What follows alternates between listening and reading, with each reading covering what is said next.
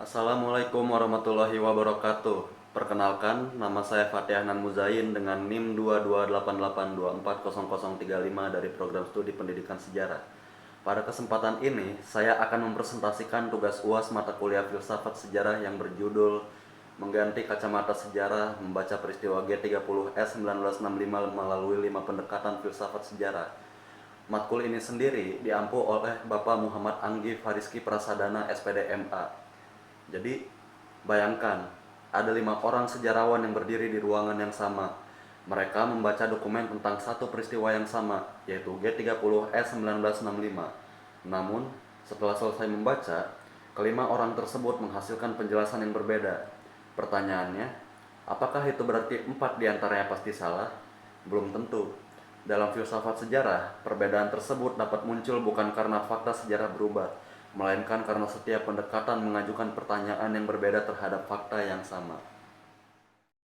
Nah, mengapa sejarah bisa ditafsirkan berbeda?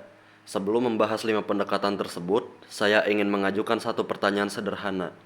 Apakah mungkin satu peristiwa sejarah menghasilkan 5 penjelasan yang sama-sama masuk akal? Sekilas, mungkin jawabannya adalah tidak. Namun, dalam filsafat sejarah, jawabannya justru bisa iya. Hal ini terjadi karena setiap pendekatan tidak hanya melihat fakta sejarah, tetapi juga mengajukan pertanyaan yang berbeda terhadap fakta tersebut. Ada pendekatan yang berusaha menjelaskan hubungan sebab dan akibat. Ada yang lebih menekankan makna tindakan manusia, ada yang fokus pada konteks zamannya, ada pula yang memperhatikan bagaimana sebuah kisah sejarah disusun. Bahkan, ada yang mempertanyakan apakah sejarah benar-benar dapat ditulis secara objektif. Lalu, mengapa saya memilih peristiwa G30S 1965 sebagai studi kasus? Alasannya bukan untuk membahas perdebatan politiknya, melainkan karena peristiwa ini merupakan salah satu contoh yang menunjukkan bahwa satu kejadian sejarah dapat melahirkan berbagai penafsiran dan narasi. Dalam kajian sejarah Indonesia, G30S 1965 telah diteliti dari berbagai sudut pandang.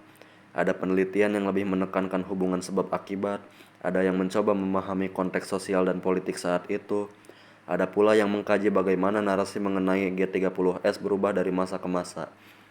Karena memiliki banyak perspektif, G30S 1965 menjadi contoh yang sangat tepat untuk menunjukkan bagaimana 5 pendekatan filsafat sejarah bekerja ketika membaca satu peristiwa yang sama. Oleh karena itu, pada bagian berikutnya kita akan mulai menggunakan kacamata pertama, yaitu Covering Law Model, untuk melihat bagaimana pendekatan tersebut menjelaskan suatu peristiwa sejarah. Sekarang, kita mulai dengan pendekatan pertama, yaitu Covering Law Model atau sering disingkat CLM. Pendekatan ini diperkenalkan oleh filsuf ilmu Carl G. Hempel. Menurut Hempel, suatu peristiwa sejarah sebaiknya tidak hanya diceritakan, tetapi juga dijelaskan melalui hubungan sebab dan akibat yang logis. Dengan kata lain, tugas sejarawan adalah menunjukkan mengapa suatu peristiwa dapat terjadi berdasarkan faktor-faktor yang dapat dipertanggungjawabkan. Jika pendekatan ini diterapkan pada peristiwa G30S 1965, maka fokus utamanya bukan pada siapa yang benar atau salah, melainkan pada rangkaian faktor yang memungkinkan peristiwa tersebut terjadi. Misalnya, kondisi politik yang tidak stabil, persaingan antar elit, situasi perang dingin, serta hubungan antara militer, pemerintah, dan Partai Komunis Indonesia. Semua faktor tersebut dipandang sebagai bagian dari penjelasan kausal atau sebab akibat. Kelebihan Covering Law Model adalah mampu menyusun penjelasan yang sistematis dan logis sehingga kita dapat memahami keterkaitan antar peristiwa.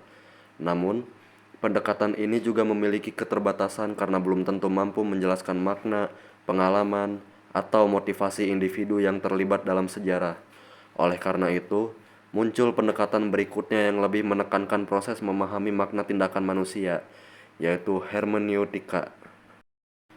Pendekatan kedua adalah hermeneutika, yang banyak dikembangkan oleh Wilhelm Dilthey dan Hans-Georg Gadamer. Berbeda dengan Covering Law Model yang berfokus pada hubungan sebab akibat, hermeneutika menekankan proses memahami makna di balik tindakan manusia. Dalam pendekatan ini, sejarawan tidak hanya bertanya apa yang menyebabkan suatu peristiwa terjadi, tetapi juga berusaha memahami bagaimana para pelaku memaknai tindakan mereka sesuai dengan konteks zamannya. Jika digunakan untuk membaca G30S 1965, Hermeneutika akan mendorong kita memahami cara berpikir para aktor sejarah, situasi politik yang mereka hadapi, serta makna yang mereka berikan terhadap keputusan-keputusan yang diambil. Pendekatan ini berusaha melihat sejarah dari sudut pandang manusia yang hidup pada masa tersebut, bukan dari penilaian kita pada masa sekarang. Kelebihan hermeneutika adalah mampu menghadirkan pemahaman yang lebih mendalam terhadap pengalaman manusia. Namun, karena sangat bergantung pada proses penafsiran, hasil analisis antar peneliti dapat berbeda-beda sehingga tingkat subjektivitasnya relatif lebih tinggi. Selanjutnya, kita akan melihat pendekatan yang lebih menekankan pentingnya memahami setiap peristiwa sesuai dengan konteks zamannya, yaitu historisme. Pendekatan ketiga adalah historisme, yang sering dikaitkan dengan sejarawan Jerman Leopold von Ranke. Historisme berpendapat bahwa setiap peristiwa sejarah memiliki keunikan sehingga harus dipahami berdasarkan konteks ruang dan waktunya. Dengan kata lain, sejarah tidak dapat dijelaskan menggunakan satu pola yang berlaku untuk semua peristiwa. Dalam konteks G30S 1965, pendekatan ini mengajak kita melihat kondisi Indonesia pada saat itu secara menyeluruh. Misalnya, situasi politik demokrasi terpimpin, ketegangan ideologi selama Perang Dingin, kondisi ekonomi nasional, serta hubungan antara pemerintah, militer, dan berbagai kekuatan politik. Semua faktor tersebut membentuk konteks yang tidak dapat dipisahkan dari peristiwa G30S. Kelebihan historisme adalah kemampuannya menghadirkan pemahaman yang lebih utuh karena memperhatikan latar belakang sejarah secara menyeluruh.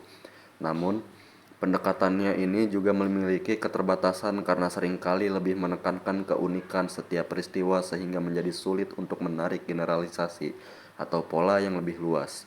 Setelah memahami pentingnya konteks sejarah, kita akan beralih ke pendekatan berikutnya, yaitu narativisme, yang melihat bahwa cara kita menyusun dan menceritakan sejarah juga memengaruhi bagaimana sejarah dipahami. Pendekatan keempat adalah narativisme, yang banyak dipengaruhi oleh pemikiran Hayden White. Menurut narativisme, sejarah bukan sekedar kumpulan fakta yang disusun secara apa adanya. Sejarawan selalu memilih fakta, menentukan urutan cerita, dan menyusun narasi agar peristiwa tersebut dapat dipahami oleh pembaca. Dengan demikian, cara penyajian sejarah ikut memengaruhi makna yang diterima. Jika diterapkan pada peristiwa G30S 1965, pendekatan ini mengajak kita memperhatikan bagaimana peristiwa tersebut diceritakan dalam berbagai sumber. Misalnya, buku pelajaran, karya ilmiah, media massa, maupun kesaksian para pelaku dapat membangun narasi yang berbeda, meskipun membahas peristiwa yang sama. Perbedaannya bukan selalu karena faktanya berbeda, tetapi karena sudut pandang, penekanan, dan cara penyusunannya juga berbeda. Kelebihan narativisme adalah membantu kita menyadari bahwa penulisan sejarah merupakan proses interpretasi, bukan sekedar pencatatan fakta. Namun, jika diterapkan secara berlebihan, pendekatan ini dapat membuat batas antara fakta sejarah dan cara penyampaiannya menjadi kurang jelas. Dari sini muncul pertanyaan yang lebih mendasar, yaitu apakah sejarah benar-benar bisa ditulis secara objektif? Pertanyaan inilah yang menjadi fokus pendekatan berikutnya, yaitu postmodernisme. Pendekatan kelima adalah postmodernisme, yang banyak dipengaruhi oleh pemikiran Michel Foucault dan Jacques Derrida. Berbeda dengan pendekatan sebelumnya, postmodernisme mengajak kita bersikap kritis terhadap klaim bahwa sejarah dapat sepenuhnya objektif. Pendekatan ini menilai bahwa setiap penulisan sejarah dipengaruhi oleh bahasa, kekuasaan, budaya, serta sudut pandang penulisnya. Jika digunakan untuk membaca G30S 1965, postmodernisme tidak langsung bertanya apa yang terjadi, tetapi juga mempertanyakan siapa yang menulis sejarah tersebut, sumber apa yang digunakan, kepentingan apa yang mungkin memengaruhi narasi, dan suara siapa yang belum terdengar dalam penulisan sejarah. Kelebihan pendekatan ini adalah mendorong kita untuk lebih kritis dalam membaca berbagai sumber sejarah dan tidak menerima satu narasi secara begitu saja. Namun, jika digunakan secara ekstrim, postmodernisme dapat menimbulkan kesan bahwa semua penafsiran memiliki kedudukan yang sama, sehingga batas antara interpretasi yang didukung bukti dan yang tidak didukung bukti menjadi kabur. Karena itu, Pendekatan ini lebih tepat dipandang sebagai pengingat agar kita selalu kritis, bukan sebagai alasan untuk mengabaikan fakta sejarah. Setelah membahas kelima pendekatan tersebut, kita dapat melihat bahwa masing-masing sebenarnya memiliki fokus yang berbeda. Covering law model berusaha menjelaskan hubungan sebab dan akibat suatu peristiwa. Hermeneutika berusaha memahami makna tindakan manusia. Historisme menempatkan setiap peristiwa dalam konteks ruang dan waktunya. Narativisme memperhatikan bagaimana kisah sejarah disusun dan disampaikan, sedangkan postmodernisme mengajak kita bersikap kritis terhadap proses penulisan sejarah dan klaim objektivitas. Perbedaan tersebut bukan berarti kelima pendekatan saling bertentangan. Justru masing-masing memberikan sudut pandang yang saling melengkapi. Dengan menggunakan lebih dari satu pendekatan, kita dapat memperoleh pemahaman yang lebih kaya terhadap suatu peristiwa sejarah dibandingkan jika hanya mengandalkan satu cara pandang saja. Pada bagian berikutnya, saya akan menunjukkan bagaimana kelima pendekatan tersebut dapat digunakan secara bersama-sama untuk menganalisis peristiwa G30S 1965 secara lebih komprehensif. Setelah mempelajari kelima pendekatan tersebut, muncul satu pertanyaan penting. Apakah sejarah bisa benar-benar objektif? Menurut saya, jawabannya adalah sejarah selalu berusaha menuju objektivitas melalui penggunaan sumber yang dapat dipertanggungjawabkan dan metode penelitian yang sistematis. Namun, cara sejarawan memilih pertanyaan, menafsirkan bukti, dan menyusun narasi tetap dipengaruhi oleh sudut pandang tertentu. Disinilah lima pendekatan filsafat sejarah saling melengkapi. Covering law model membantu menjelaskan hubungan sebab akibat, hermeneutika membantu memahami makna tindakan manusia, historisme mengingatkan pentingnya konteks sejarah, narativisme menunjukkan bahwa cara penyusunan cerita memengaruhi pemahaman pembaca. Sementara itu, postmodernisme mengajak kita tetap kritis terhadap setiap narasi sejarah. Dengan demikian, pendekatan-pendekatan tersebut bukan untuk dipertentangkan, melainkan digunakan secara bersama-sama agar pemahaman kita terhadap sejarah menjadi lebih utuh. Melalui studi kasus G30S 1965, kita dapat melihat bahwa satu peristiwa sejarah yang sama dapat dipahami melalui lima kacamata yang berbeda. Setiap pendekatan memberikan kontribusi yang berbeda terhadap proses memahami sejarah. Ada yang menjelaskan penyebabnya, ada yang memahami maknanya, ada yang menekankan konteksnya, ada yang mengkaji cara penyusunan narasi, dan ada pula yang mengajak kita mengkritisi proses penulisan sejarah itu sendiri. Oleh karena itu, semakin banyak pendekatan yang kita gunakan secara tepat, semakin kaya pula pemahaman kita terhadap suatu peristiwa sejarah. Inilah alasan mengapa dalam pembelajaran sejarah kita tidak cukup hanya menghafal fakta, tetapi juga perlu memahami bagaimana fakta tersebut dipelajari dan dijelaskan. Sebelum mengakhiri presentasi ini, saya ingin menyampaikan satu refleksi. Melalui pembahasan 5 pendekatan filsafat sejarah, saya menyadari bahwa memahami sejarah bukan hanya tentang mengetahui apa yang terjadi, tetapi juga tentang memahami bagaimana kita memandang masa lalu. Peristiwa G30S 1965 menunjukkan bahwa satu peristiwa yang sama dapat dijelaskan melalui sudut pandang yang berbeda. Covering law model berusaha menjelaskan sebab akibat, hermeneutika mencari makna, historisme menempatkan peristiwa dalam konteks zamannya, narativisme melihat bagaimana kisah sejarah disusun, sedangkan postmodernisme mengajak kita bersikap kritis terhadap klaim objektivitas. Perbedaan tersebut bukan berarti salah satu pendekatan pasti paling benar. Sebaliknya, masing-masing memberikan cara pandang yang saling melengkapi sehingga pemahaman kita terhadap sejarah menjadi lebih utuh dan lebih kritis. Sebagai mahasiswa pendidikan sejarah, saya melihat bahwa tugas kita bukan hanya menghafal fakta sejarah, tetapi juga belajar berpikir kritis terhadap cara sejarah ditulis, dijelaskan, dan dipahami.